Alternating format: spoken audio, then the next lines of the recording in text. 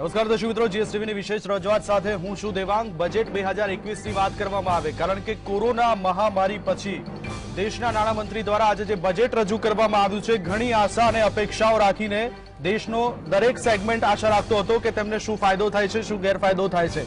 આ વખતનું જે બજેટ છે, આમ તો જે સામાન્ય ટેક્સના માળખામાં કોઈ પણ ફેરફાર કરવામાં નથી આવ્યો, નોકરિયાત વર્ગને વધુ છૂટછાટો આપવામાં નથી આવી। જો ઉપર છેલ્લી બજેટમાં વાત કરવામાં આવે તો સોના ચાંદીના ભાવમાં ઘટાડો કરવામાં આવશે, આત્મનિર્ભર ભારત ઉપર ભાર મૂકવામાં આવ્યો છે। કોરોના કાળમાં સરકારે આત્મનિર્ભર ભારત ઉપર જે પેકેજ જાહેર કર્યું હતું તેની ઉપર ભાર મૂકવામાં આવ્યો છે, ત્યારે આત્મનિર્ભર ભારત પેકેજમાં કુલ 27.1 લાખ કરોડ રૂપિયાની મદદ કરવામાં આવી છે। કુલ જીડીપીના 13% આત્મનિર્ભર ભારત પેકેજ પાછળ ખર્ચ કરવામાં આવશે। ત્યારે મહામારીમાંથી જ્યારે દેશ હવે બેઠો થઈ રહ્યો છે, એને લઈને આજે નાણામંત્રી દ્વારા જે બજેટ બહાર પાડવામાં આવ્યું છે, દેશનો દરેક વર્ગ આશા રાખીને બેઠો છે, કારણ કે પોતાના ખિસ્સા ઉપર કેટલી અસર પડે છે તેને લઈને દેશનો દરેક નાગરિક ચિંતિત હોય છે, સરકાર પાસે આશાઓ પણ રાખીને બેઠો હોય છે। પણ સરકારે જે રીતનું બજેટ જાહેર કર્યું છે, ઇન્કમ ટેક્સ સ્લેબમાં કોઈ ફેરફાર નહીં, નોકરિયાત વર્ગ માટે કોઈ મોટી જાહેરાત નહીં, આત્મનિર્ભર ભારત પેકેજ ઉપર ભાર મૂકવામાં આવ્યો છે, સોના ચાંદીના ભાવમાં ઘટાડો થશે, મોબાઈલ એસેસરીઝ મોંઘી થશે,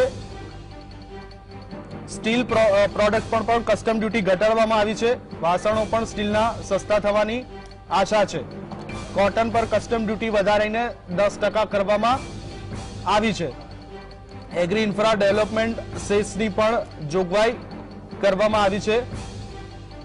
જે તમામ જોગવાઈઓ જે છે તેને લઈને હવે ભારતનું આગામી વર્ષ કેવું રહેશે તેનો એક અંદાજ મૂકવામાં આવ્યો છે। એક બાજુ સરકાર દ્વારા $5 ટ્રિલિયન ઇકોનોમી બનાવવાની વાતો હતી, પણ મહામારી દરમિયાન ન ફક્ત ભારત પરંતુ વિશ્વભરની અર્થવ્યવસ્થાને મોટો ફટકો પડ્યો। એના કારણે આ વખતે બજેટ ઉપર ઘણી આશા અને અપેક્ષાઓ હતી। એ આશા અપેક્ષાઓ ખરા અર્થમાં કેટલા અંશે પૂર્ણ થશે, બિલકુલ તેની ઉપર જ આશા રાખીને બેઠા છે, કારણ કે આ જે બજેટ છે ન ફક્ત આ વર્ષ માટે પરંતુ આવનારા 4-5 વર્ષ માટે એક રોડમેપ તૈયાર કરશે તેવી આશા રાખવામાં આવી રહી છે, કારણ કે જે સેગમેન્ટ્સમાં વધારો કરવામાં આવ્યો છે, ઉલ્લેખનીય છે કે આરોગ્ય ક્ષેત્ર સાથે જે વધારો કરવામાં આવ્યો છે, 137%નો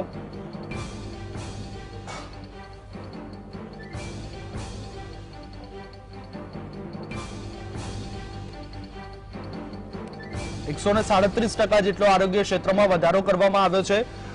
ઇન્ફ્રાસ્ટ્રક્ચર ઉપર ભાર મૂકવામાં આવ્યો છે, નવા રોડ રેલ આ કામોને ગતિ મળે અને એના થકી રોજગારીનું ઉત્સર્જન થાય તે વાત ઉપર પણ ભાર મૂકવામાં આવ્યો છે। તો સાથે ડિસઇન્વેસ્ટમેન્ટ પર પણ ભાર મૂકવામાં આવ્યો છે, 2.50 લાખ કરોડ મેળવવાની આશા રાખવામાં આવી છે। જે એલઆઈસીમાં ખાસ કરીને ઇન્સ્યોરન્સ સેક્ટરમાં જે એફડીઆઈની મર્યાદા હતી 49%થી વધારીને 74% કરવામાં આવી છે।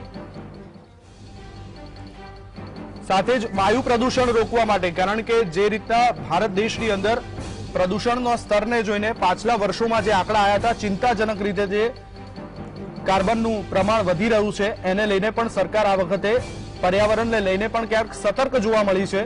વાયુ પ્રદૂષણને રોકવા માટે થઈને પણ 2200 કરોડ જેટલી સરકાર દ્વારા જોગવાઈ કરવામાં આવી છે।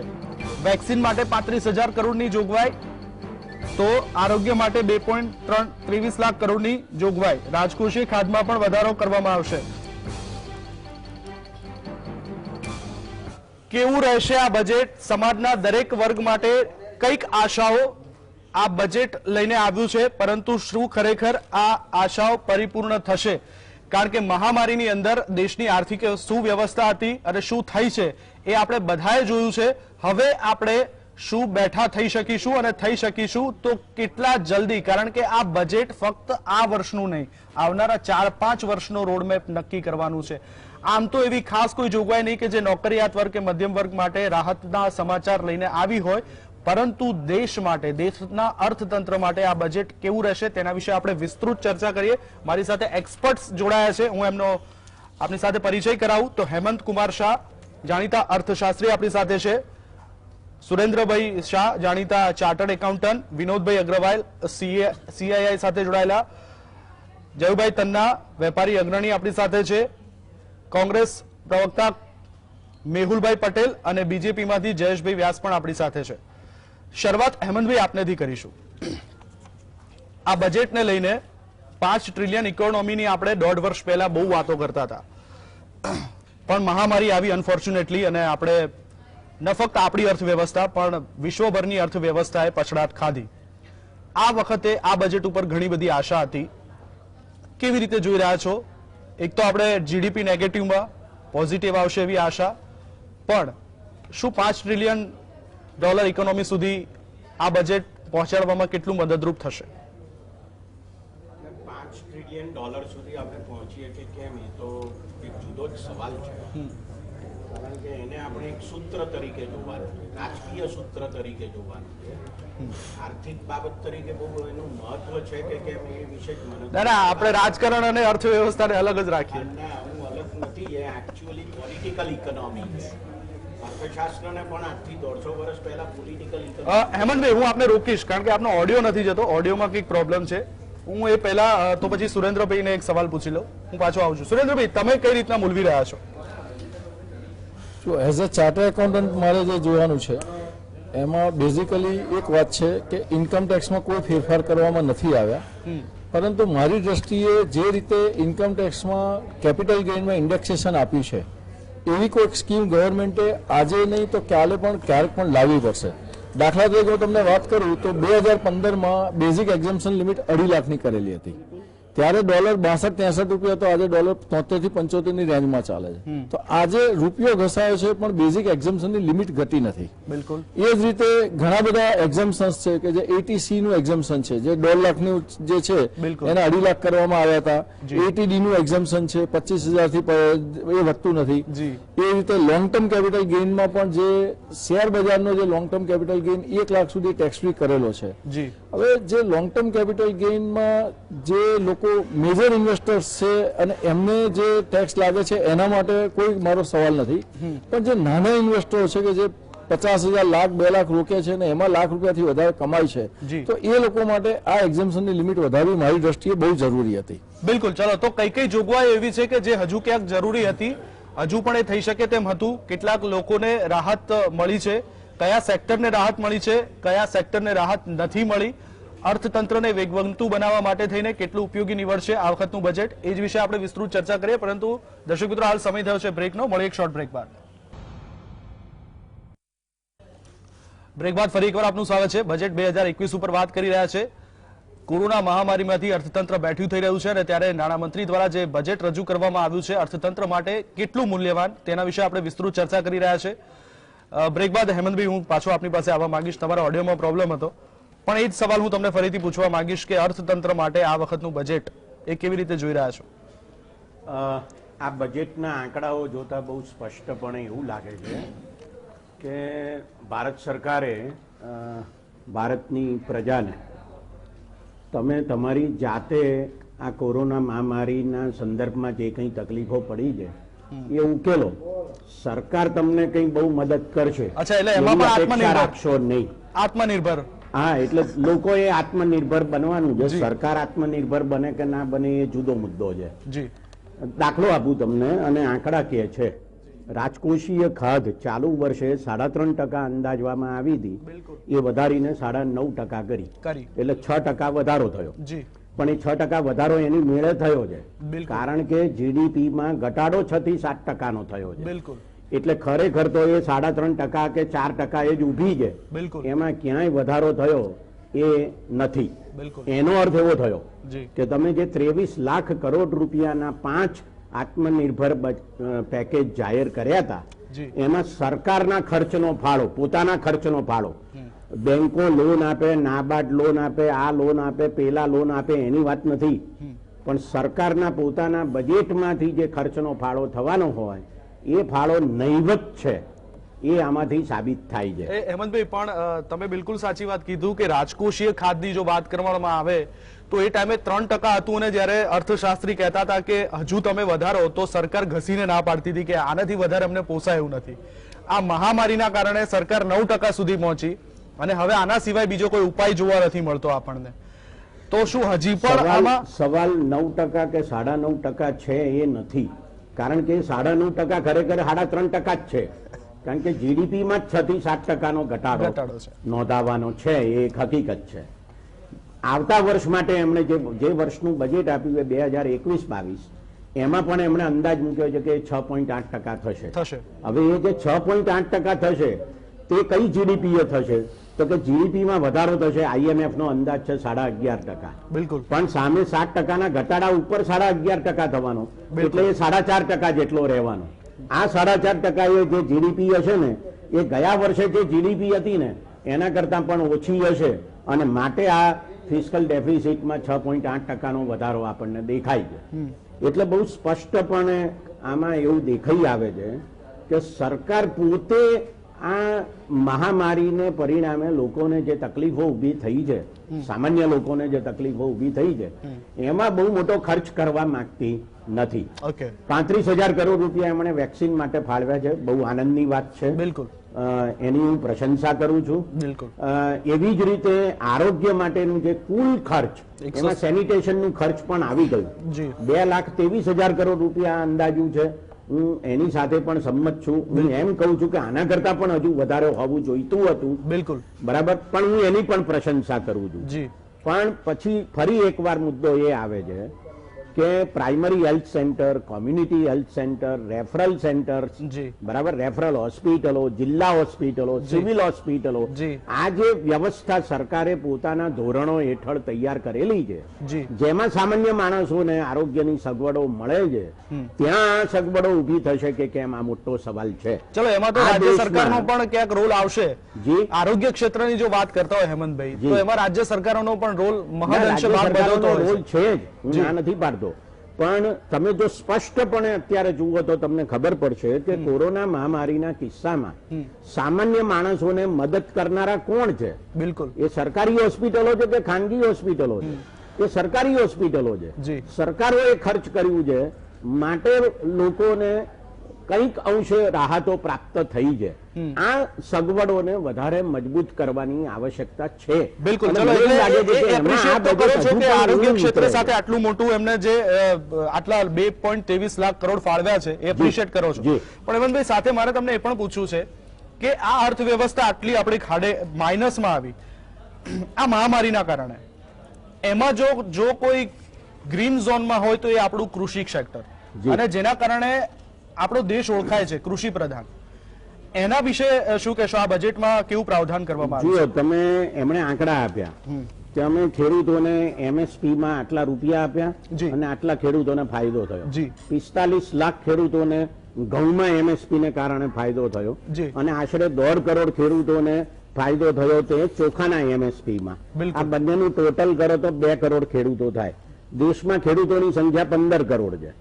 તો તમે જે સિસ્ટમ ઊભી કરી છે એનો ફાયદો 2 કરોડ ને આપી રહ્યા છો, વધારે નહીં. બરાબર. અને બીજો અગત્યનો મુદ્દો એ છે કે જે બાકી 13 કરોડ લોકો રહ્યા છે, જે બીજી ઘણી બધી ચીજો પકવે છે, જેના MSP તમે જાહેર કરો છો, એવી 21 વસ્તુઓ છે કે જેના MSP તમે જાહેર કરો છો, પણ એ ભાવે બજારમાં ખરીદી થતી નથી. તો એને માટે શું વ્યવસ્થા, તેનું કોઈ જ વાત આમાં કરવામાં આવી નથી. આ એક મહત્વનો મુદ્દો છે. એમણે ચોક્કસ ખેતી ક્ષેત્રે ધિરાણનો આંકડો વધાર્યો છે, અને લગભગ 16.5 લાખ કરોડની એમણે વાત કરી છે. સારી બાબત છે. સવાલ એ છે કે આ ધિરાણ કઈ રકમે, કયા વ્યાજે અપાશે, આ મહત્વનો મુદ્દો. અને બીજું કે ધિરાણ જ્યારે ખેડૂત ન ચૂકવી શકે એવા પ્રકારની પરિસ્થિતિમાં શું પગલાં લેવા, શું પ્રાવધાન રાખવામાં એની વાત એમણે નથી કરી. બિલકુલ. એટલે ખરેખર તો આ બજેટમાં એમણે ખેડૂતોનું દેવું માફ કરવા માટે પણ જો પગલું લીધું હોત ને તો વધારે સારું થાત. આ હું એટલા માટે કહું છું કે દેશના જે લગભગ 30-40 કરોડ ધનવાનો છે, જેમાં હું ને તમે ને અહીંયા બેઠેલા બધા આવી જઈએ છીએ, એમને જાત જાતની રાહતો આપવામાં આવે છે. બરાબર. ઉપરાંત ઉદ્યોગોને રાહતો આપવામાં આવે છે. 19મી જુલાઈ 2016ના રોજ સંસદમાં ભારત સરકારે જે જવાબ આપ્યો છે, લેખિત જવાબ, એમાં એમ કહ્યું છે કે સરકારે જે આવી રાહતો આપી છે કરવેરામાં, એને પરિણામે 17,15,000 કરોડ રૂપિયા એ સરકારે આવક જતી કરી છે. બિલકુલ. કમસે કમ આટલી રકમનું દેવું તો ખેડૂતોનું માફ કરી આપો. હેમંતભાઈ, બિલકુલ તમારી વાત વિચારવા જેવી ખરી, કારણ કે આ મહામારીની અંદર એવા પણ ઘણા લોકો હતા કે એક બાજુ લોકોની નોકરીઓ છૂટતી હતી, ત્યારે બીજી તરફ એવા જ ઉદ્યોગપતિઓ દર કલાકે કરોડો રૂપિયા કમાતા હતા આ મહામારીની અંદર. એવા સેગમેન્ટ માટે પણ સરકારે ક્યાંક વિચારવું જોઈતું હતું. વેલ, હું વિનોદભાઈ આપની પાસે આવવા માંગીશ, કારણ કે જે રીતના મહામારીની અંદર ઉદ્યોગ ધંધાઓને જે ફટકો પડ્યો છે, એક બાજુ જે કામદારો, જે પરપ્રાંતીય કામદારો પોતાના વતન તરફ ભણી ગયા, એના કારણે પણ ઘણા બધા એમએસએમઈ ઉદ્યોગોને તો બંધ કરવાની, તાળા મારવાની પણ નોબત આવી હતી. આ બજેટની અંદર આત્મનિર્ભર ભારત પેકેજ ઉપર ભાર મૂકવામાં આવ્યો છે. તો સવાલ અહીંયા કોમન મેન સમજી શકે એવી જ ભાષામાં આપને સવાલ પૂછવો છે કે સાહેબ, જો આત્મનિર્ભર ભારત ઉપર જો આટલો ભાર આપવામાં આવ્યો છે, તો કેમ આપણે લોકોને રોજગારી પૂરી પાડી નથી શકતા? કેમ રોજગારી ઊભી થઈ શકતી નથી? હજુ ક્યાં ક્યાંક કાચું છે? શું ઇમ્પ્લિમેન્ટેશન નથી કરી શકતા પ્રોપર યોજનાનું? દેવાંગભાઈ, તમે બહુ સારી વાત કરી. અમે પણ શરૂથી એ જ કહીએ છીએ કે આ બજેટ એમ્પ્લોયમેન્ટ અને ગ્રોથ બંને વિશે વાત કરે. એમને ડાયરેક્ટલી એમ્પ્લોયમેન્ટ વિશે વાત નથી કરી, પણ આડકતરી રીતે જો તમે એનાલિસિસ કરશો એનું, તો એમને જે એલોકેશન કર્યા છે ફંડ્સના, સૌથી વધારે કર્યું છે ઇન્ફ્રાસ્ટ્રક્ચર. બિલકુલ. અને infrastructure is a multiplier effect on the economy. સૌથી વધારે એમ્પ્લોયમેન્ટ જનરેશન જો એગ્રીકલ્ચર પછી આપતું હોય તો ઇન્ફ્રાસ્ટ્રક્ચર છે. તો આડકતરી રીતે ઓટોમેટિકલી એક ઘર બને તો 70 ઇન્ડસ્ટ્રી બીજી ઊભી થાય છે. તો એટલે આડકતરી રીતે એમ્પ્લોયમેન્ટ જનરેશન થશે જ, એમાં કોઈ બે મત નથી. પછી તમે વાત કરી એમએસએમઈ ઇન્ડસ્ટ્રીઝને કેવી રીતે બચાવવામાં આવે. લાસ્ટ 2 મહિનામાં તમે જોશો કે કોમોડિટીઝ પ્રાઇઝીસ એકદમથી સડનલી રાઇઝ થયા હતા, પર્ટિક્યુલરલી સ્ટીલ અને મેટલ્સ અને એના ઉપર. જે વસ્તુ અમે લોકો રિપ્રેઝેન્ટ કરી હતી અને ઘણા બધા એસોસિએશન પણ કરી હતી, અને એમએસએમઈ મિનિસ્ટર ગડકરી સાહેબે પણ કીધું હતું કે આ ખોટું થઈ રહ્યું છે. એનું ઇફેક્ટ આપણે ઇમિડિયેટલી બજેટમાં આ લોકોએ આપ્યું છે. કસ્ટમ ડ્યુટીને રેશનલાઇઝ કરી છે. નોન એલોઇઝ, એલોઇઝ, કોપર, સ્ક્રેપ બધાની ડ્યુટી ઘટાડી દેવામાં આવી છે, જેનું ઇમિડિયેટ ઇફેક્ટ આવશે. અને કોમોડિટી પ્રાઇઝીસ હું માનું ત્યાં સુધી 1 મહિનાની અંદર રેશનલાઇઝ થઈને પાછા પ્રી કોવિડ નહીં તો એટલીસ્ટ 50% જેવું એમાં જે વધારો થયો છે એ ઘટી જશે. તો એ પણ એક કહેવાય કે ઇમિડિયેટ ડિસિઝન લેવામાં આવ્યું છે બજેટની અંદર. પણ વિનોદભાઈ, એક વસ્તુ તમને એ પૂછવા માંગીશ કે એક બાજુ તમે ડિજિટાઇઝેશનને પ્રોત્સાહન આપો છો. કોરોના મહામારીની અંદર આપણું આખું એજ્યુકેશન સિસ્ટમ ડિજિટાઇઝેશન થઈ ગઈ હતી. જે ગરીબ ઘરના બાળકો હતા એને પણ એના મા બાપે હપ્તેથી મોબાઈલ લઈને એના બાળકોને મોબાઈલથી ભણાવ્યા છે. હવે એવા મોબાઈલ અને મોબાઈલ એસેસરીઝની કિંમતો વધી જશે. જો એક બાજુ તમે મોબાઈલમાં આત્મનિર્ભર છો, આખા વિશ્વમાં જો ભારત મોબાઈલ ઉત્પાદન કરતો બીજો નંબરનો દેશ હોય, તો પછી એની કિંમતો વધારવાનો અને ડિજિટાઇઝેશનનો તમે જે ગાણા ગાઓ છો એનો મતલબ, એટલે આ બે કોન્ટ્રાડિક્ટ છે. ખબર નથી પડતી સરકારનો અભિગમ આની પાછળ શું છે. આપણે ડિજિટલ ઇન્ડિયા તો આ તો અનફોર્ચ્યુનેટલી આવી સિચ્યુએશન આવી, પણ ડિજિટલ ઇન્ડિયાની વાત તો આપણે 2-3 વર્ષથી કરતા આવીએ છીએ. હવે કોઈ પણ એક બેકબોન ઊભી કરવા માટે એક ફાઇબર ઓપ્ટિક્સ નેટવર્ક પણ આપણે ઓલરેડી સ્ટાર્ટ કરી દીધું છે. પણ સડનલી જ્યારે આવી સિચ્યુએશન આવે, જ્યારે તમારે ઇમ્પોર્ટ્સ બંધ કરવા પડે અને તમારી પોતાની ઇન્ડસ્ટ્રી એટલી સક્ષમ નહોતી કે તમને ઘરે ઘરે કે માણસને તમે મોબાઈલ આપી શકો, તો એના માટેનું ટાઈમ જોઈએ. એના માટે ગવર્મેન્ટે PLI સ્કીમ લાવી, પણ એનું ઇમ્પ્લિમેન્ટ થતા હજુ 1-2 વર્ષ લાગશે. અને સાથે સાથે તમારે બેલેન્સિંગ એક્ટ કરવા માટે તમે એક બાજુ કહો છો કે અમારે MSME ઇન્ડસ્ટ્રીને પણ સક્ષમ જોઈએ છે, તો તમારે automatically direct to use consumer products ઉપર તમારે ડ્યુટી વધારવી જ પડે, એન્ટી ડમ્પિંગ નાખવી પડે. તો એ જેમ હું કહું છું કે આ budget is a visionary budget. તમે એને શોર્ટ ટર્મ ગેઇન માટે ના જોઈ શકો. It's a long term budget. 2-3-4 વર્ષ પછી એની ઇફેક્ટ તમને જોવા મળશે. ઓકે, હું જયેન્દ્રભાઈ આપની પાસે આવવા માંગીશ. જે વિનોદભાઈએ કીધું કે ઇન્ફ્રાસ્ટ્રક્ચર ઉપર ભાર મૂકવામાં આવ્યો છે, રોડ, રસ્તા અને ઇન્ફ્રાસ્ટ્રક્ચરમાં જો આપણે વધારો કરીશું તો એના કારણે દેશના લાખો લોકોને રોજગારી મળશે. પણ સવાલ અહીંયા એ ઉભો થઈ રહ્યો છે કે રોજગારી ત્યારે મળશે કે જ્યારે એન્ડ યુઝરના ખિસ્સામાં રૂપિયા આવશે, એની ખરીદ શક્તિ વધશે. આ બજેટ તમને એવું લાગી રહ્યું છે કે એન્ડ યુઝરના ખિસ્સામાં રૂપિયા આવશે અને એની ખરીદ શક્તિમાં વધારો થશે? કોરોના પછીનું આ પહેલું બજેટ છે અને એમાં વિચારીએ તો ઇન્ફ્રાસ્ટ્રક્ચરમાં અને મનરેગામાં વધારે રૂપિયા સરકાર આપવા જોઈએ, જેથી જે લોકો ખરેખર બેરોજગાર બન્યા છે અસંગઠિત ક્ષેત્રમાંથી. સંગઠિતમાં તો ઠીક છે કે પાછા એ લોકો ટેકનિકલ નોલેજ વાળા હતા એટલે ગમે એમ કહીને પાછા ઇન્ડસ્ટ્રીમાં કોઈને કોઈ જગ્યાએ કોઈ રીતે સમાવેશ થઈ ગયો, પણ જે અસંગઠિત ક્ષેત્ર જેને 45 થી 55% ગણી શકાય, એમાં જે લોકો હતા એમને માટે રોજીરોટીનો અને સર્વાઈવલનો બહુ મોટો પ્રોબ્લેમ ઉભો થયો હતો. એટલે અત્યારે પણ એ લોકો કાંઈ ને કાંઈ પર્સનલ લોનથી બીજા બધાથી પોતાનો આ 6-8 મહિનાથી વ્યવહાર ચલાવે છે. હવે એમાં થશે શું કે જો ઇન્ફ્રાસ્ટ્રક્ચરનું થવાનું છે, એમાં જે લોકો કામ કરતા હશે એમાં મોટાભાગના અસંગઠિત ક્ષેત્રના પણ ઠીક, પણ એમાં મોટાભાગના બ્લુ કોલર વાળા હશે, લેબર વાળા. જે લોકો લેબરમાં નથી એમાં ઇન્ફ્રાસ્ટ્રક્ચરને લાગુ પડતી સ્ટીલ છે, હાર્ડવેર છે, એ બધી શોપ્સ કે એ બધી ઇન્ડસ્ટ્રી સાથે જે એન્સિલરી હશે એમાં ચાલશે, પણ એમાં કામ કરતા હશે બધા શ્રમજીવી જશે. આપણે વાત કરીએ છીએ જ્યારે અસંગઠિત ક્ષેત્રમાં જે વેપારી વર્ગ છે, જે આખા આમ જુઓ તો એમના કર્મચારીઓ બધા એજ્યુકેશનલ નથી, કોઈ જાતની ટેકનિકલ ડિગ્રી ધરાવતા નથી કે કાંઈ નથી ધરાવતા, એ લોકો ત્યાંથી જે છૂટા થયા છે થોડા ઘણા મધ્યમ વર્ગ હતા, એમણે આ ઇન્ફ્રાસ્ટ્રક્ચરનો લાભ લેવો છે તો પાછા જવું પડશે. They will have to go to labour force, જે અત્યારે કંઈક ને કંઈક સ્ટ્રેટેજીથી કંઈક પોતાની સારી મજાની કામગીરી કરી રહ્યા છે કે જીવન જરૂરિયાત રીતે આગળ વધી રહ્યા છે. એ બધાને માટે આ રોજ સરકાર કરે છે શું, આના હિસાબે એક ખાઈ વધી રહી છે ગરીબોની અને તવંગરોની.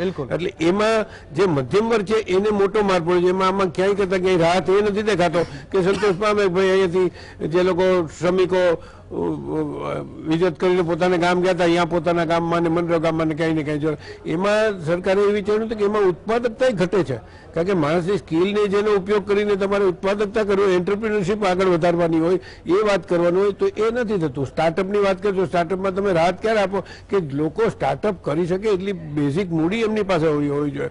અને આમાં પણ શું થાય, તમે કેટલા રૂપિયા આપશો, કઈ રીતે એ લોકો કમાશે અને કઈ રીતે એ લોકો બજારમાં પૈસા વાપરશે. અત્યારે તો સર્વાઈવલનો જ પ્રોબ્લેમ છે. એટલે આમાંથી ચોક્કસપણે થોડો ઘણો રોજગારીનો સાહેબે કીધું થાય, પણ એનાથી કંઈ માર્કેટમાં કોઈ પૈસા આવે, માર્કેટ હરતી ફરતી થાય કે કોઈ પ્રકારે ક્યાંય કરતા ક્યાંય ખરેખર જે રિવાઇવલ થવું જોઈએ એ કશું થવાની કોઈ ચાન્સ નથી. આ ફૂડ અને ગ્રોસરીની 2 આઇટમોમાં ચાલી, બાકીની બધા વેપાર ધંધામાં 40 થી 50% જે માર પડ્યો છે એને ઉકેલવા માટે એમને રાહત આપવા માટે કાંઈ ને કાંઈ કરવાની કોઈને કોઈ જરૂર હતી. આપણે આત્મનિર્ભરમાં આપ કહો છો કે જીડીપીના 13% છે, પણ છેલ્લા તમે આત્મનિર્ભરના જેટલા 20 લાખ 23 લાખ કરોડ 27 લાખ બધા થઈને 4 સ્કીમો કરી હતી, એમાંથી મધ્યમ વર્ગને શું મળ્યું, કોને શું ફાયદો થયો? તમે ધારો કે પૈસા આપ્યા ઇન્ડસ્ટ્રીને તો એ તો લોનના સ્વરૂપે આપ્યા. સરકારે પોતે પોતાની રીતે રાહત કરવાની કોઈ કરતા કઈ વાત કરી. સરકારને આપણે કુટુંબના વડા તરીકે ગણીએ છીએ, તો એને પાસથી બીજા બધા કન્ટ્રીઝમાં આપેલા છે. દરેકે દરેક કન્ટ્રીઝમાં અનએમ્પ્લોયમેન્ટનું એલાવન્સ આપેલું છે, આ આપેલું છે, તો માણસો જીવી શકે. અત્યારે બધા છે પાર્કે પૈસાને પોતાની રીતે કેમ છે કે અમે 50% 60% વેપારીઓ ધંધા બંધ કરી દીધા. આના પછી હવેની અસરમાં એ બધી અસર થવાની છે, કારણ કે વેપારીઓ આગળ જે પોતે જૂની લોન લીધી છે એને પેમેન્ટ કરવા માટેનો નફો તો છે જ નહીં, મૂડીમાંથી જ જશે. એટલે એ લોકો ખર્ચા ઘટાડશે. બિલકુલ. જે એવા વેપારીઓ છે જે એમએસએમઈ સાથે જોડાયેલા છે, એવા વેપારીઓને પણ ક્યાંક રૂપિયા અને પ્રોત્સાહન આપવાની ડાયરેક્ટ જરૂર છે. જયેન્દ્રભાઈનું એવું કહેવું છે. એવી કંઈક પ્રાવધાન અહીંયા જોવા નથી મળતું. હું સુરેન્દ્રભાઈ આપની પાસે આવું છું, પણ એ પહેલા હું મેહુલભાઈને એક નાનકડો સવાલ એટલા માટે પૂછી રહ્યું કારણ કે કોંગ્રેસના એક પછી એક ટ્વીટ આવી રહ્યા છે બજેટ પછી. મેહુલભાઈ, ડિસઇન્વેસ્ટમેન્ટ ઉપર આ વખતે જે ભાર મૂકવામાં આવ્યો છે, બજેટ પછી શેર બજારમાં જે ફૂલ ગુલાબી તેજી જોવા મળી છે, એ બટ નેચરલ છે કે જે સેક્ટર્સને આપણે ડિસઇન્વેસ્ટમેન્ટમાં નાખ્યા છે તો એના કારણે થઈને એ કંપનીઓના શેર્સના ભાવમાં ઉછાળો આવે. પણ આ જ નીતિ કોંગ્રેસની પણ જોવા મળી છે, તો અત્યારે હવે વિરોધ કેમ? આપના પહેલા પ્રશ્નનો જવાબ આપી દઉં કે ડિસઇન્વેસ્ટમેન્ટ એ જે પીએસયુઝ છે કે પબ્લિક સેક્ટર યુનિટ્સ, એમાં જે સરકારનું રોકાણ છે એને કોઈ પ્રાઇવેટ પાર્ટીને, પ્રાઇવેટ વ્યક્તિને વેચવામાં આવે એને જે ડિસઇન્વેસ્ટમેન્ટ કહે છે. તો આ જે ડિસઇન્વેસ્ટમેન્ટ થઈ એક સરકારની આવક થતી હોય છે, એ સરકાર એ આવકનો ઉપયોગ કેવી રીતે કરે છે એ ખાસ જરૂરી છે. કારણ કે ડિસઇન્વેસ્ટમેન્ટ તમે કરીને જો સામે બીજા પીએસયુઝ ઊભા કરતા હોય તો ચોક્કસ એનો લાભ બીજા ઇન્ફ્રાસ્ટ્રક્ચરમાં રોકતા હોય તો એનો લાભ ભવિષ્યમાં લોકોને મળતો હોય છે. જ્યારે ફક્ત તમે પોતાની જે બીજા જે તાયફાઓ અથવા બીજા જે ખર્ચા કરવા માટે ફક્ત ડિસઇન્વેસ્ટમેન્ટ કરો તો ચોક્કસપણે એનો દૂરોગામી અસર સામાન્ય જનતા ઉપર પડતી હોય છે. આપણે જોઈએ છીએ કે અગાઉના દરેક જે પ્રાઇમ મિનિસ્ટરોએ છે કે ડિસઇન્વેસ્ટમેન્ટ ઘણાએ કરેલું છે, પણ સાથે સાથે બીજા પીએસયુ બીજા યુનિટ્સ પણ ઉભા કરેલા છે. જ્યારે આપણે આ સરકારમાં એ જોવામાં નથી આવ્યું કે ડિસઇન્વેસ્ટમેન્ટ કરવામાં આવે છે એનો વાંધો નથી, પણ સાથે સાથે જે બીજું રોજગારી ઉત્પન્ન કરે એવા જે સરકારી યુનિટો ઉભા કરવાનું છે એ નથી થઈ રહ્યા. અને આ બજેટમાં પણ તમે જોયું હશે કે જે કોવિડ-19 પછીનું આ પહેલું બજેટ હતું, નાના લોકોને એના ઉપર ઘણી બધી અપેક્ષાઓ હતી કે એમાંથી જે વિત્ત મંત્રી, નાણામંત્રી આપણને ઘણા બધા ફાયદા આપશે, પણ એવો ડાયરેક્ટ કોઈ ફાયદો આપવામાં નથી આવ્યો. તો એની કરતા વિરુદ્ધમાં કે જે પેટ્રોલ ડીઝલ ઉપર ફાર્મ સેસ નાખવામાં આવ્યો અને હા એક્સાઇઝ ડ્યુટી ઘટાડવાની જે વાત કરવામાં આવી છે, તો જો પેટ્રોલ ડીઝલના ભાવમાં કોઈ ફરક ના પડવાનો હોય તો આ પગલું લેવાનો કોઈ અર્થ નથી. પણ એક્સાઇઝ ડ્યુટી બજેટ સિવાય પણ વારંવાર વધતી હોય છે, તો આ કદાચ 1-2 દિવસમાં જો પેટ્રોલ ડીઝલનો ભાવ નહીં વધે, પણ આ જે ફાર્મ સેસ નાખવામાં આવ્યું છે એના કારણે ટૂંક જ સમયમાં પાછી એક્સાઇઝ ડ્યુટી વધારીને પેટ્રોલના ડીઝલનો ભાવ વધશે અને એનાથી નાના અને જે મધ્યમ વર્ગના લોકો છે એમનું જે બજેટ અત્યારે ખોવાઈ ગયેલું છે એમને વધારે મોટો ફટકો પડશે. કારણ કે તમે જોયું હશે કે જે લોકડાઉન અને કોવિડના સમયમાં જે 100 ધનાઢ્ય લોકો છે એમની નેટવર્કમાં 35% વધારો થયો, મતલબ કે એમને કોઈ નુકસાન નથી થયું. જે કંઈ ભોગવવાનું થયું છે એ ફક્ત નાના અને મધ્યમ વર્ગના લોકોએ ભોગવવાનું થયું છે. તો આ બજેટમાં એમને ખાસ રાહત આપવાની જરૂર હતી. બીજું એક ચાર્ટર્ડ એકાઉન્ટન્ટ તરીકે જો વાત કરું તો જે ગયા બજેટમાં જે થોડી કોમ્પ્લેક્સિટી ઊભી થઈ હતી ટેક્સ સ્ટ્રક્ચરમાં, બિલકુલ જેમ કે 5 લાખની ઇન્કમ કરતા 5,10,000 ઇન્કમ જે ધરાવતો હોય એને જે વાપરવા માટે પૈસા ઓછા એની પાસે વધતા હોય છે, એ દૂર કરવાની 100% જરૂર હતી. બીજું ગઈ વખતે 2 ઓપ્શન આપવામાં આવ્યા હતા કે તમારે જો વધારે એક્ઝામ સ્લેબનો લાભ લેવો હોય તો તમને ડિડક્શનનો લાભ નહીં મળે. તો આવી બધી કોમ્પ્લેક્સિટી ઊભી કરવાની ક્યાં જરૂર છે?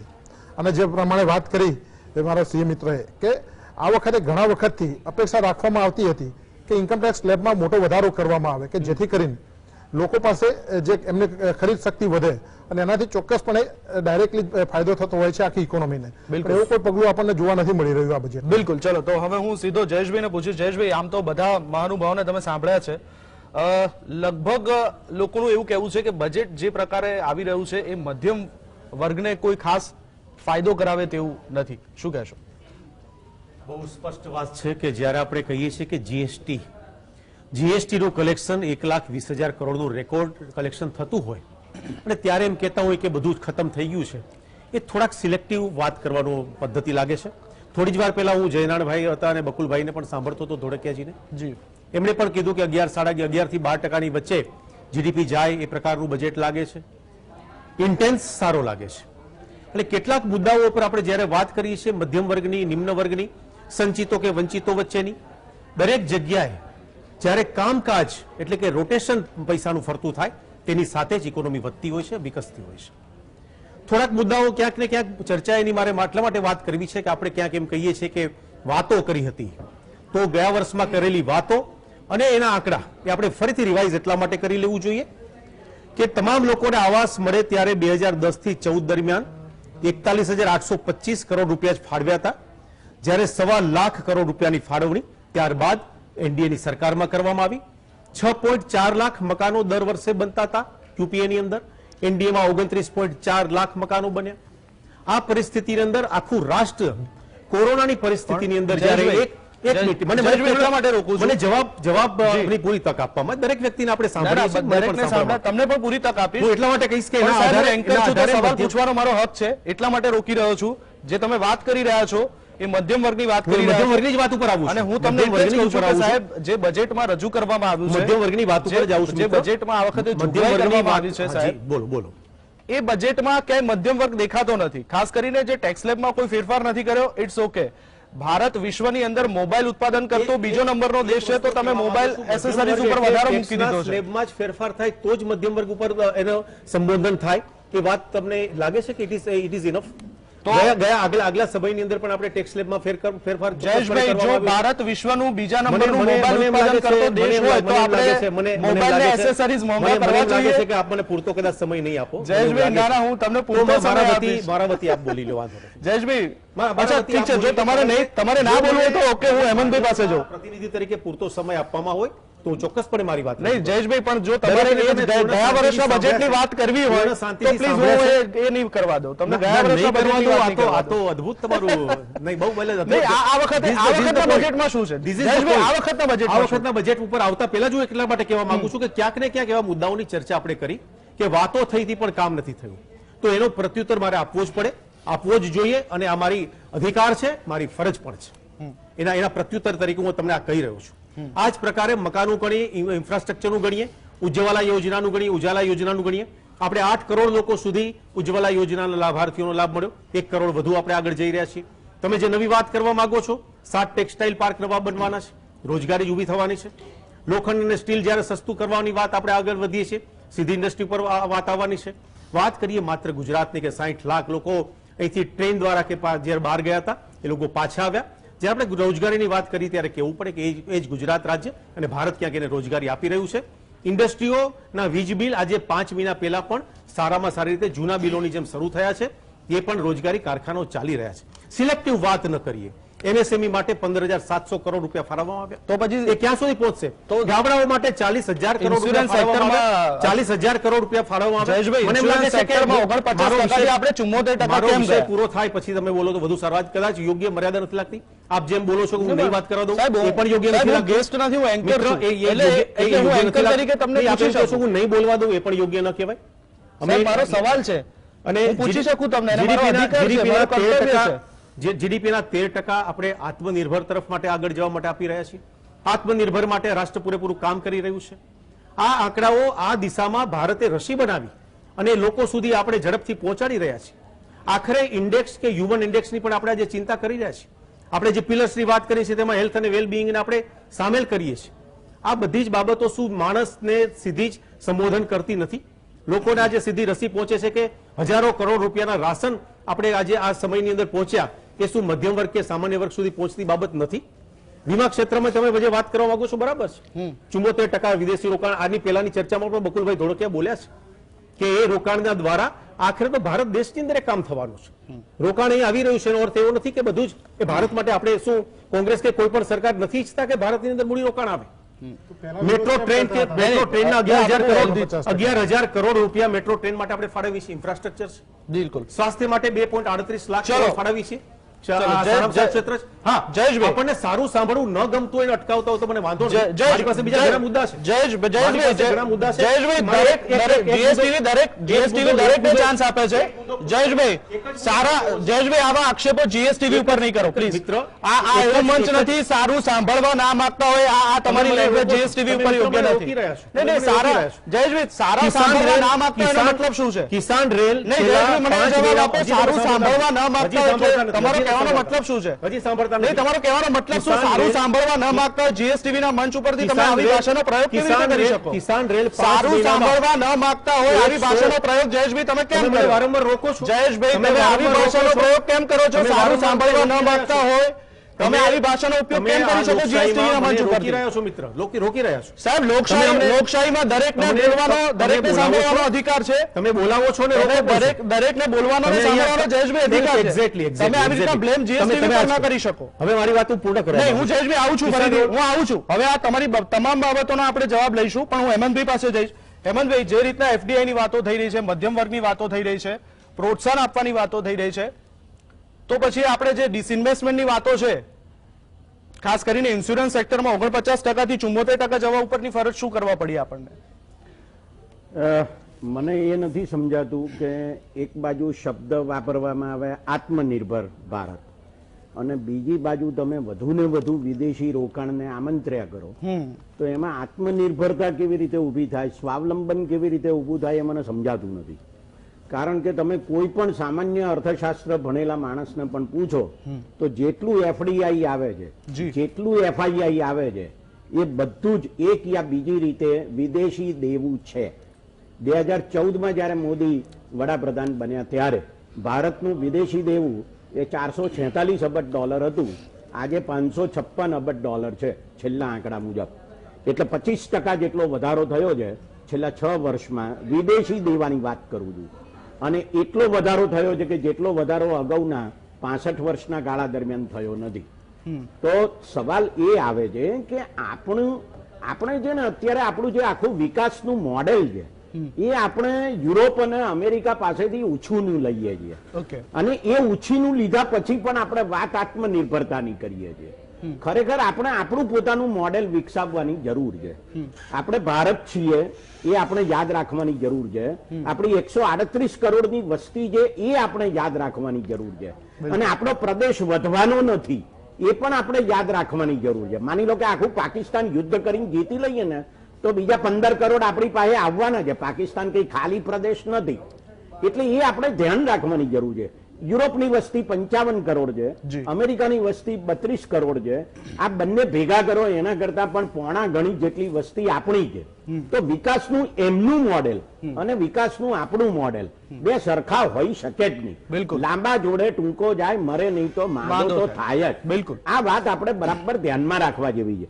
એટલે જયારે આપણે આત્મનિર્ભરતા એવો શબ્દ વાપરતા હોઈએ ને ત્યારે આપણે એ જોવાની જરૂર છે કે એવી કઈ વસ્તુઓ અને સેવાઓ છે કે જે આપણે પોતે ઉત્પન્ન કરીને આપણી જ પોતાની કંપનીઓ, વિદેશી નહીં, આપણી પોતાની કંપનીઓ ઉત્પન્ન કરીને વેચી શકે એમ છે. આ આપણે વિચારતા નથી. એટલે આપણે શું કરીએ છીએ તો કે ત્યાં જે ટેકનોલોજી વપરાય છે યુરોપ અને અમેરિકામાં, જાપાન કે ઓસ્ટ્રેલિયા કે કેનેડામાં, એ જ ટેકનોલોજી જો આપણે લાવીશું તો આપણો વિકાસ થશે એવી આપણી ધારણા છે. બિલકુલ ભારત સરકાર પોતે એમ કહે છે કે 88% લોકો એ અસંગઠિત ક્ષેત્રમાં રોજગારી મેળવે છે. આ ભારત સરકારનો આંકડો છે. બરાબર. અર્થશાસ્ત્રીઓ આંકડો 92 થી 95% આપે છે. જી બ્રેક બાદ ફરી એકવાર આપનું સ્વાગત છે. બજેટ 2021 ઉપર ચર્ચા કરી રહ્યા છે. બ્રેક પહેલા હેમંતભાઈ એમની વાત કરી રહ્યા હતા, એ વાતને આપણે પૂરી કરીએ, પણ એક સાથે સવાલ પણ પૂછી લઉં હેમંતભાઈ. જે રીતના સેન્સેક્સમાં ફૂલ ગુલાબી તેજી જોવા મળી, આમ તો નો ડાઉટ એક અર્થશાસ્ત્રી તરીકે તમે પણ સંમત નહીં થાવ કે સેન્સેક્સમાં જો તેજી જોવા મળે તો એનો અર્થ એવો નથી કે આપણું અર્થતંત્ર મજબૂત થાય. જો શેર બજાર નીચું પડે તો એનો અર્થ એવો નથી કે આપણું અર્થતંત્ર નબળું થયું, પણ એક ઇન્ડિકેશન મળી જાય છે કે ખરેખર શું છે શું નહીં. આ જે તેજી જોવા મળી એની પાછળનું શું કારણ? જે ડિસઇન્વેસ્ટમેન્ટની વાતો થઈ બજેટની અંદર, એક મુખ્ય કારણ હોઈ શકે? શેર બજાર છે ને એ સત્તાવાર જુગારખાનું છે. દેશની 8% બચત એ શેર બજારમાં જાય છે. 1.5 કરોડ લોકો શેર બજારમાં મૂડીરોકાણ કરે છે. જી. અને જે લોકો મૂડીરોકાણ કરે છે એમને પૂછી જુઓ કે તમે તમારી બધી બચતનું મૂડીરોકાણ કરો છો ખરા શેર બજારમાં? જી. એટલે ભારતના કિસ્સામાં, એ યુરોપના કેટલાક દેશો, અમેરિકા વગેરેના કિસ્સામાં એ વાત સાચી કે શેર બજાર એ એમના અર્થતંત્રનું બેરોમીટર છે, પણ ભારતના કિસ્સામાં એ સાચી વાત નથી. આટલી વાત આપણે સમજવી જોઈએ. જીડીપીમાં, ઉત્પાદનમાં ઘટાડો થઈ રહ્યો છે વસ્તુઓ અને સેવાઓના, ત્યારે શેર બજાર ઊંચું જાય છે. બિલકુલ એ એક આશ્ચર્ય અને વિચિત્ર બાબત છે. એટલે મેં કીધું ને, પેલી જે ડિસઇન્વેસ્ટમેન્ટની વાતો જે છે, જે કંપનીઓ આપણે સરકારે વેચવા કાઢી છે, શું એના કારણે જે કંપનીઓ છે, જે બેંક સેક્ટર છે, એમાં એમ છે કે આપણે બજારલક્ષી અર્થતંત્રની અથવા મૂડીવાદી અર્થતંત્રની શરૂઆત 1991માં કરી હતી. અને એ વખતે કોંગ્રેસની સરકાર હતી. મનમોહનસિંહ નાણાપ્રધાન હતા, નરસિંહ રાવ વડાપ્રધાન હતા. એટલે આમ જુઓ ને તો કોંગ્રેસને ખાનગીકરણના સંદર્ભમાં બોલવાનો સજ્જ અધિકાર. બિલકુલ બિલકુલ આ એક વાત બહુ સ્પષ્ટ છે. બિલકુલ. પણ સવાલ ઉભો એ થાય છે કે તમે શામાં ખાનગીકરણ કરી રહ્યા છો અને શામાં નથી કરી રહ્યા. શામાં કરવાની જરૂર છે ને શામાં નથી કરવાની જરૂર. દલીલ એવી કરવામાં આવે છે કે જો તો સરકારની આવક વધે છે અને લોકોનું પાર્ટિસિપેશન વધે છે, કારણ કે લોકો છે તે શેરમાં મૂડીરોકાણ કરે છે એટલે સરકારી કંપનીઓની ટ્રાન્સપરન્સી વધે છે અને એકાઉન્ટેબિલિટી વધે છે. એ વાત બિલકુલ સાચી છે. સવાલ એ છે કે આ જે સરકારી કંપનીઓ છે એ 138 કરોડ લોકોની મિલકત છે. બિલકુલ. પણ પછી જયારે તમે ખાનગીકરણ કરો છો ને ત્યારે જેની પાસે શેર જાય છે ને એની જ મિલકત બને છે.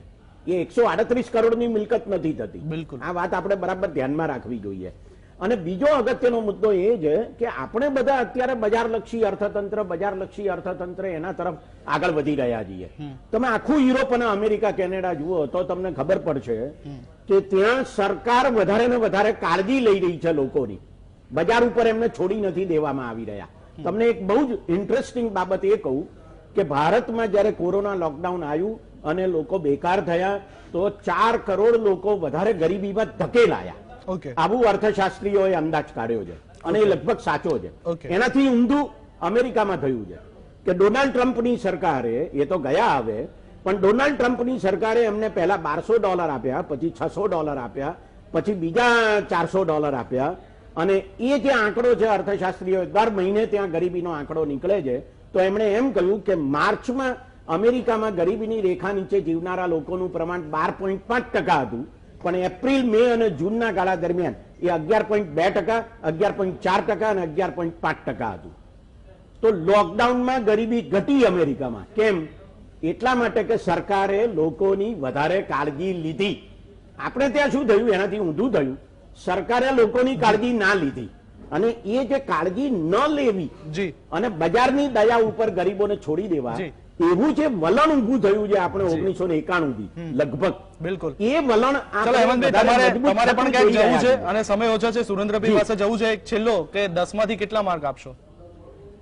વેલ, હું તો પ્રોફેસર છું એટલે નાપાસ પણ કરી શકું, ચાલશે ને? છતાં પણ હું 35% પાસ કરું. છતાં પણ નાણામંત્રી છે 35% પાસ કરું. અચ્છા, 35%, 10 માર્ક. ચલો સુરેન્દ્રભાઈ આપની પાસે આવું છું. વેલ અહેમદભાઈ, આભાર આપનો અમારી ચર્ચામાં જોડાયા. સુરેન્દ્રભાઈ આપની પાસે આવું છું. ગઈ વખતે જે ટેક્સ સ્લેબમાં જે આંકડાઓની અને જે શબ્દોની મારામારી હતી, એવી મારામારી આ વખતના બજેટમાં જોવા નથી મળી. પણ તેમ છતાં પણ આપણા જેવા ચાર્ટર્ડ એકાઉન્ટન્ટ જે છે એ એક એવી આશા રાખી રહ્યા હતા કે ટેક્સની જે માયાજાળ છે એ ક્યાંક હળવી કરવામાં આવે. દેવાંગભાઈ, મેં જે પહેલા કીધું એને ફરીથી થોડુંક રિપીટ કરું છું. જે રીતે લોંગ ટર્મ કેપિટલ ગેઇનમાં કેપિટલ ઇન્ડેક્સ આપવામાં આવે છે, ઇન્ડેક્સેશન કરવામાં આવે છે, એ ઇન્ડેક્સેશન થકી દર વર્ષે તમારી જેટલી જૂની એસેટ છે એની વેલ્યુ ઓટોમેટિકલી વધે છે.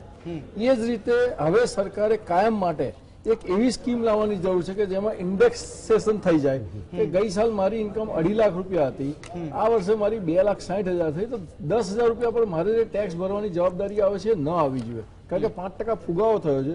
એમ જોવા જાવ તો મારી ઇન્કમ ખરેખર થવી જોઈએ 2,62,000, પણ 2,60,000 થઈ છે, છતાં પણ ટેક્સ ભરવો પડે છે. એવી જ રીતે જે ઇન્વેસ્ટમેન્ટો હું કરી રહ્યો છું, દાખલા તરીકે LICમાં સેવિંગ કરું છું, હાઉસિંગ લોનના હપ્તા ભરું છું, એ બધામાં પણ આ બધાનો એક કરવો જોઈએ.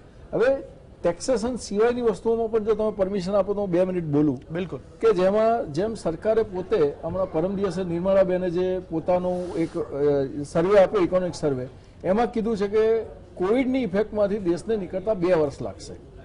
કોવિડમાં સરકારે ઘણું સારું કામ કર્યું છે, લોકોને અલગ અલગ ટાઈપની લોનો આપી છે, ઇન્ડસ્ટ્રીને પણ અલગ અલગ લોનો આપી છે, ઇન્ટરેસ્ટને ફંડેડ ઇન્ટરેસ્ટ ટર્મ લોનમાં કન્વર્ટ કરી છે. પણ તકલીફ ત્યાં છે કે સરકારે ત્યાં 2 વર્ષનો ગાળો નથી ગણ્યો.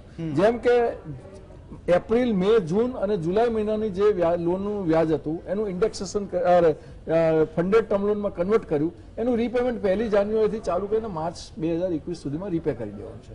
હવે તો જે ઇન્ડસ્ટ્રી ખરેખર 6 મહિના લોસમાં હતી, એ ઇન્ડસ્ટ્રી લોસમાંથી અચાનક એવું તો છે ને કે 1 ઓક્ટોબરથી પ્રોફિટમાં આવી જશે અને 1 જાન્યુઆરીથી તમારા હપ્તા અને વ્યાજ ને બધું ટાઈમલી ભરવામાં છે. એટલે સરકારે એક આ એંગલ પર જોવાની ખાસ જરૂર છે કે જે મોરેટોરિયમ આપ્યું હતું અને જે મોરેટોરિયમ તમે માત્ર 3 મહિના કે 4 મહિનાનું આપેલું હતું એ ઓછું પડ્યું છે. શક્ય છે કે જ્યારે સરકાર જૂન મહિનામાં જ્યારે સ્કીમ લાવી ત્યારે એમની એક્સપેક્ટેશન એ હોય કે આ જુલાઈ કે ઓગસ્ટમાં આપણો કોરોના જતો રહેશે, પણ કોરોનાના જે રિપીટેડ વેવ આવ્યા, જેમ સમય ઓછો છે એટલે તમને રોકું છું. ખૂબ સરસ તમારા એ હતા પ્રતિભાવ.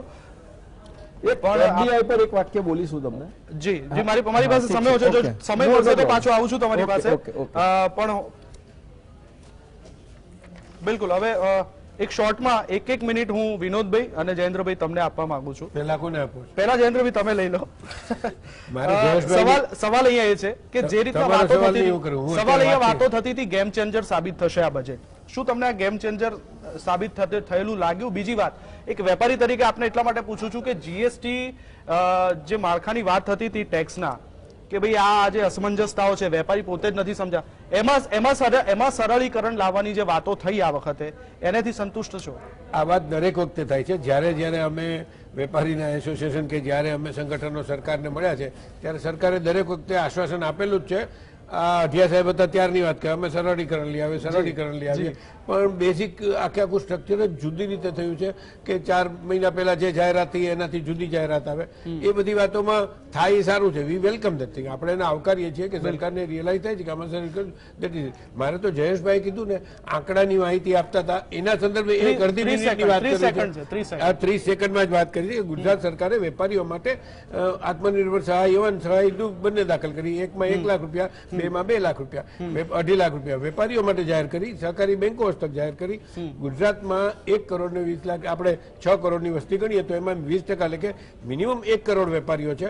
આ યોજનાનો લાભ ફક્ત 2,05,000 વેપારીઓને જ મળ્યો અને 3,000 કરોડ એને માટે પૂરતા નહોતા. ચલો જયેન્દ્રભાઈ, બિલકુલ તમારો સમય પૂરો.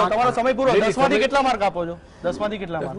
ઇન્ફ્રાસ્ટ્રક્ચરની જે રીતે વાત કર્યું છે એ રીતે આપણે ચોક્કસપણે 6 માર્ક્સ તો આપીએ. ચલો વિનોદભાઈ, ગેમ ચેન્જર સાબિત થયું બજેટ? બિલકુલ ગેમ ચેન્જર સાબિત થયું છે, કારણ કે જે પ્રકારે આપણે 100 વર્ષમાં નથી જોઈ એવી પેન્ડેમિકમાંથી બહાર આવીને અને એ ગ્રોથ મોડલને કન્ટિન્યુ રાખવા માટેનું જે બુસ્ટર જરૂરી હતું, જે બોલ્ડ ડિસિઝન જરૂરી હતા, જે રીતે ફિસ્કલ ડેફિસિટથી આમ આગળ વધીને આમ કહેવાય કે એઝ એ બેટ્સમેન એમને જે આગળ વધીને બોલ ફેસ કરીને છક્કો મારવાની કોશિશ કરી છે એ ખરેખર લાગશે અને પણ એનો ઇફેક્ટ આપણને 2-3 વર્ષમાં દેખાશે. જે રીતે એમને ફિસ્કલ ડેફિસિટ રોલબેક જે છે એ છેક 2025-26નું મૂક્યું છે, તો એનાથી આપણને સંકેત મળે છે કે આખી જે પ્લાનિંગ છે એમની 1 વર્ષની નથી, એટલીસ્ટ 3 વર્ષની છે, 4 વર્ષની છે. બિલકુલ. ચલો 10 માંથી કેટલા? At least 9 marks. Oh, very good. ચલો મેહુલભાઈ, ડિસઇન્વેસ્ટમેન્ટની વાતો થઈ, અર્થશાસ્ત્રીએ કીધું કે કોંગ્રેસે બોલવાની કોઈ જરૂર નથી, પણ સાથે જે કરમાળખાનો જે છે, નો ડાઉટ મધ્યમ વર્ગને રાહત આપવામાં નથી આવી, પણ મધ્યમ વર્ગ ઉપર કોઈ બોજો પણ નાખવામાં નથી આવ્યો, એ પણ આપણે ન ભૂલવું જોઈએ. તો મેહુલભાઈ કઈ રીતના મૂલવો છો? તમારી પાસે 3 મિનિટ છે. બજેટમાં મધ્યમ વર્ગના ઉપર કરવેરા નથી નાખવામાં આવ્યા, પણ એ નાખવું શક્ય જ નહોતું, કારણ કે આપણે જોયું છે કે પેન્ડેમિકમાં મધ્યમ વર્ગની હાલત ખૂબ જ ખરાબ હતી. જે મોટા ઉદ્યોગપતિઓને, એમના જે માનીતા ઉદ્યોગપતિઓ છે, એમને આપણે જોયું કે 35% એમની નેટવર્કમાં વધારો થયો, અને જ્યારે ટોટલ જીડીપી 7.7% ડાઉન થયો, તો તમે સમજી શકો છો કે બાકીનો જે વર્ગ છે એ 100 ઉદ્યોગપતિઓ સિવાયનો, એમની હાલત શું થઈ હશે, એમની નેટવર્કમાં કેટલો ઘટાડો થયો હશે, અથવા તો એમની આવકમાં કેટલો ઘટાડો થયો હશે. તો એમને કોઈ બોજો નાખવાની તો વાત નહીં, પણ એમને ખરેખર બહુ મોટી રાહત આપવાની જરૂર હતી, પણ એ રાહતો આપવામાં ક્યાંક ને ક્યાંક ઉણા ઉતર્યા હોય એવું લાગી રહ્યું છે. બીજું, આપણે જે વાત કરી કે કોઈ બોજો નથી નાખવામાં આવ્યો, તો પેટ્રોલ ડીઝલના ભાવ, એના ઉપર જે પ્રોસેસ નાખવામાં આવ્યો છે, એનો બોજો આ મધ્યમ વર્ગને સૌથી વધારે થવાનો છે, કે પછી નાના જે ગરીબ વર્ગને છે એને થવાનો છે, કારણ કે એનાથી બીજી બધી ચીજ વસ્તુઓના ભાવમાં પણ વધારો થશે. તો એ ઇનડાયરેક્ટલી એના ઉપર એક બોજો જ નાખવામાં આવેલો છે, પણ એની સામે જે રાહતની અપેક્ષા હતી એ રાહત કોઈ પ્રકારે દેખાઈ નથી રહી. એટલે કેવા પ્રકારની રાહતની અપેક્ષા તમે આ મહામારીમાં રાખી રહ્યા હતા? ચોક્કસપણે જો કદાચ કહેવામાં આવે તો મોંઘવારી ઘટી શકે, કે અત્યારે તમે તેલના ડબ્બાનો ભાવ જોઈ શકો છો કે કેટલો વધારે છે, તો એમાં કે ગૃહિણીઓનું આખું બજેટ જે ખોરવાઈ ગયું છે, તો એના માટે તમારે એમને કંઈક રાહત આપવાની જરૂર હતી. પેટ્રોલ ડીઝલને જો જીએસટીમાં લાવવા સમાવેશ કરવામાં આવ્યો હોત, તો એના કારણે એમાં પણ ચોક્કસ એના ભાવમાં ઘટાડો થયો હોત, અને એની અસર વ્યાપક દરેક વર્ગને થતી હોય છે, તો એવું તમે અપેક્ષા રાખી શક્યા હોત. બીજું, જે કર્મચારી વર્ગ છે એમને કરવેરાના માળખામાં, કે જે જયેશભાઈએ કીધું કે ગયા વર્ષે ફેરફાર કર્યો હતો, પણ ગયા વર્ષે એવો ફેરફાર કર્યો હતો કે એનાથી કોઈને લાભ ના મળે, જે ગાજે લટકાવ્યું કહી શકાય એવી બાબત હતી. તો એમને ખરેખર જે લાભ આપવાની વાત છે કે એમાં જે સ્લેબમાં વધારો કર્યો હોત, અથવા તો ડિડક્શનમાં જે વાત કરી મારા શ્રી મિત્રએ, એ પ્રમાણે એમાં વધારો કર્યો હોત, તો એનો રિયલ ફાયદો મધ્યમ વર્ગને થાત, પણ એવું કંઈ આમાં નથી દેખાઈ રહ્યું. તો ઘણી બધી સરકાર પાસે બહુ મોટી અપેક્ષા રાખવામાં આવી હતી, કારણ કે જે આપણે પેન્ડેમિકની વાત કરીએ છીએ, અને જે આપણે ઘણી વખત અર્થશાસ્ત્રીઓ કહેતા હોય છે કે એના કારણે આરોગ્ય ક્ષેત્રે સરકારનું જે પગલું છે એના વિશે શું કહેશો? આરોગ્ય ક્ષેત્રે સરકારે 35,000 કરોડ કોવિડ માટેના વેક્સિનેશન માટે ફાળવ્યા છે, એ બહુ 100% સારું છે, પણ સાથે સાથે ભૂતકાળમાં આપણે જોયું છે કે શીતળા, પોલિયો, એ બધી રસી કોંગ્રેસના સમયમાં ટોટલી ફ્રી ઓફ લોકોને આપવામાં આવી હતી. આ એના કરતા મોટો પેન્ડેમિક છે, જે પ્રમાણે વાત કરી કે, તો એના માટે જે ગરીબ વર્ગ છે એમને વધારે, કદાચ બધાને ના આપો તો, પણ એમને પણ જો રસી ફ્રીમાં આપશે કે કેમ સરકાર, એ ખાસ વિચારવાની જરૂર છે. ચલો બિલકુલ. તો 10 માંથી કેટલા? ધનવાનોની રીતે જોઈએ તો 10 માંથી 9 માર્ક્સ મળે, પણ જો ગરીબ અને મધ્ય પરિપ્રેક્ષમાં જોઈએ, કોંગ્રેસના પ્રવક્તા છે તો કોંગ્રેસની રીતે કોને? હું જો એ જ આપને કહી રહ્યો છું કે બજેટ જે છે એ જે એમના માનીતા ઉદ્યોગપતિઓના રીતે જોવામાં આવશે, જેમ શેર બજાર વધ્યું છે એમાં 9 માર્ક્સ મળશે, પણ ગરીબ અને મધ્યમ વર્ગ માટે એક. જયેશભાઈ, હવે ઓવરઓલ કદાચ ક્યાંક વચ્ચે રોકીશ, એ મારું કર્તવ્ય છે, એટલે સવાલ નથી પૂછવો, બધાને સાંભળ્યા છે, બધાના સવાલોના જવાબ જો તમારે નિચોડ આપવાનો હોય તો શું? ફેક્ટ, ફિગર અને ફ્યુચર સાથેનો બજેટ છે. 3 મિનિટ છે. જે ચર્ચા કરી આપણે કે અસંગઠિત કામદારો, એનું પહેલી વખત નિર્મલા સીતારામનજીએ પોર્ટલ શરૂ કર્યું છે ને એના માટે મોટા પૈસાની ફાળવણી કરી છે. અસંગઠિત કામદારોની જે આપણે ચર્ચા કરી છે તેના માટે એમએસપીની મિનિમમ સપોર્ટ પ્રાઇઝની વાત કરીએ તો ઘણી બધી ચર્ચા થઈ કે કઠોળને આપણે ઘઉંને ચોખાની જ આપી, વાત અર્ધ સત્ય છે. બધા જ કઠોળ અને દરેક બાબતમાં આપણે એમએસપીની પ્રાઇસ પ્રમાણે ચૂકવણી થઈ છે, ગુજરાતમાં પણ થઈ છે. એમએસપીમાં કોસ્ટની સાથે સાંકળીને ધરમૂળથી આપણે એમાં ક્રાંતિ લાવી રહ્યા છીએ. એ કોસ્ટ સાથે સાંકળીને ખેડૂતને પડતી કોસ્ટની પડતર કિંમતના 50% વધુ એટલે 1.5 ગણો ભાવ એમએસપીમાં મળે એ પ્રકારની પ્રાઇસ એની નક્કી થવા જઈ રહી છે. આ બધા ક્રાંતિકારી અને ધરમૂળથી થતા ફેરફારો છે.